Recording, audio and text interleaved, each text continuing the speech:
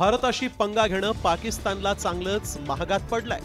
कारण IMF म्हणजेच आंतरराष्ट्रीय नाणेनिधीनं आर्थिक मदतीसाठी पाकिस्तानवर 11 नवीन अटी लादल्या। IMFनं मदत कार्यक्रमाच्या अंतर्गत निधीचा पुढील हप्ता जारी करण्यासाठी पाकिस्तानवर या अटी लादल्या। भारतासोबतच्या तणावामुळे मदत योजनेची आर्थिक आणि सुधारणांसंबंधित उद्दिष्ट पूर्ण होण्याच्या मार्गातील धोके वाढू शकतात असं IMFनं म्हटलंय। काय आहेत अटी पाहूया। पाकिस्तानला 17,600 अब्ज रुपयांच्या नवीन अर्थसंकल्पाला संसदेची मंजुरी आवश्यक असणार आहे। सरकारचा पुढच्या वर्षीचा कारभार कसा चालणार याचा अहवाल प्रसिद्ध करण्याचे निर्देश। बजेटमध्ये वीज महाग करण्याच्या सूचना IMFनं दिल्या आहेत। शेतकऱ्यांवर इन्कम टॅक्स लावणं, गॅस वापरावर कर वाढवण्याची सूचनाही करण्यात आली। 3 वर्षांपासून अधिक वापरलेल्या गाड्यांसाठी आयात कमी करण्याच्या सूचना IMFनं पाकिस्तानला केल्या आहेत। त्यामुळे IMFची मदत मिळवण्याचा पाकिस्तानचा मार्ग खडतर झालाय।